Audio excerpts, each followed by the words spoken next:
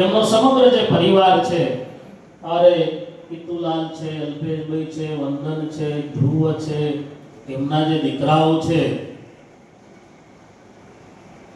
છેલ્લા લગભગ બાબજી 8 વર્ષથી હું સુરત છું, પણ અમારે કાયમ માટે પ્રમુખ છે. અને સત્સંગની રીતે તો બરોબર, પણ બીજી રીતે અમારે એમને સાચવવા પડે ને તો બદ્રીક બાપાનો ઠપકો મળે. આ સત્સંગથી પરિવાર ખૂબ રંગાયેલો છે. મોટા ગુરુના દિવ્ય આશીર્વાદ છે. પૂજ્ય શાસ્ત્રી સત્સંગથી આ રંગાયેલો પરિવાર છે. ભગવાન લક્ષ્મીનારાયણ દેવનો દ્વિશતાબ્દી પાટોત્સવ અભિષેક કર્યા એમને માટે આ સત્સંગ જેમને કીધું 5 પેઢી સુધી આજે આ સત્સંગ દિવ્ય દેખાય છે. બીજી 5 પેઢી સુધી પણ આવો ને આવો તો સત્સંગ જળવાઈ રહે. સ્વામિનારાયણ મંદિર વડતાલધામ આયોજિત શ્રી મદન મોહનજી મહારાજ દ્વિશતાબ્દી મહોત્સવના ઉપલક્ષની અંદર આજ રોજ 196મો રણછોડરાયજીનો પાટોત્સવ અને આ પાટોત્સવની અંદર આપણી વચ્ચે લક્ષ્મીનારાયણ દેવ આશીર્વાદ લેશે. બોલો લક્ષ્મીનારાયણ દેવની, હરે કૃષ્ણ મહારાજની, રણછોડરાયજી.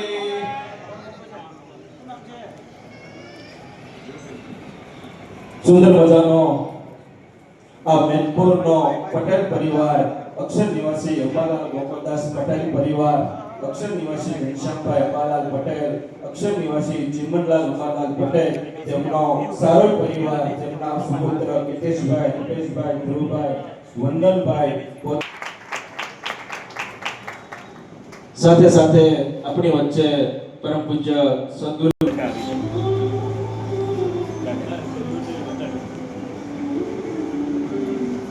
જ્યારે અતિ દિવ્ય સમાર અભિષેક કરી અને આપણને સૌને એનું કારણ એ નથી કે પેલામાં એને આનંદ નથી આપવો. ભીડ આટલી હોય કે ક્યાં દર્શન થાય કે 3 જણા છે એટલે 3 ચમચી હોય કે એટલે આ ખરેખર આમ નાની વાત છે, પણ ભગવાનની કૃપા, મોટા ગુરુના આશીર્વાદ કેટલું કામ કરે છે કે આટલી પેઢીઓ ગઈ, આટલા આર્થિક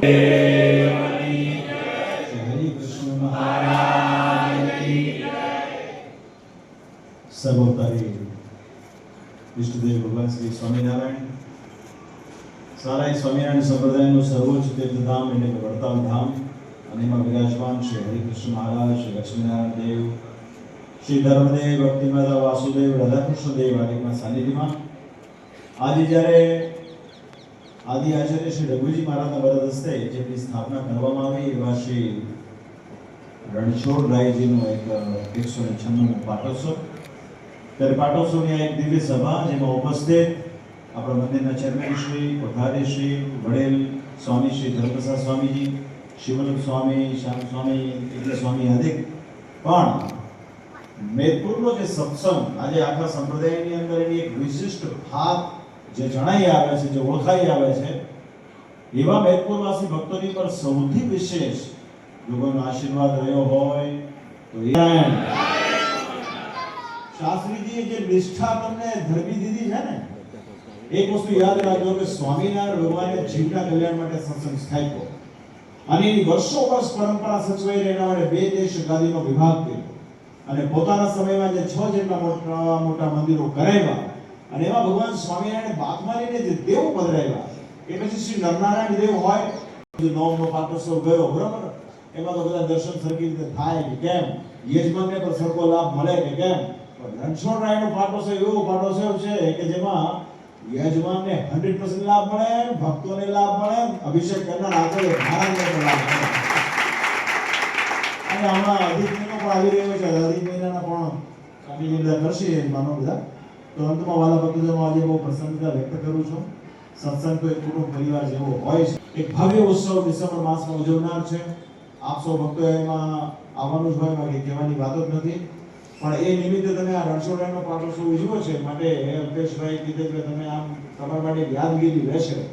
વલેરાવાસી મદન મોહનજી મહારાજના દ્વિશતાબ્દીના ઉપક્રમે તમે ભાગ લીધો છે, બહુ ભાગ્યશાળી બની ગયા છો, ધન્યવાદી છો. અને તમે જે પ્રમાણે બધાને લાવ્યા છો, તેડાવ્યા છો, સુરતથી, મુંબઈથી વગેરે વગેરે સ્થાનોથી, સૌ ભક્તો પણ આજે દર્શન કરીને લાભાન્વિત થયા છે.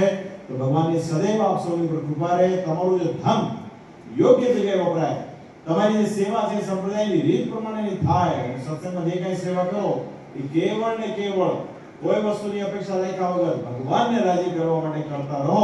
એ ભગવાનના ચરણો પ્રાર્થનાની સાથે મારા ભાવથી જય સ્વામિનારાયણ.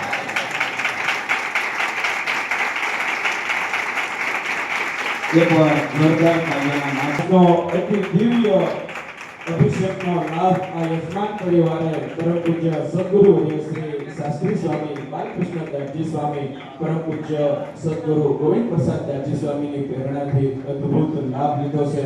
અને યજમાન પરિવારને આમંત્રણને માન આપી ઘણા બધા સંતોને પાવન ઉપસ્થિત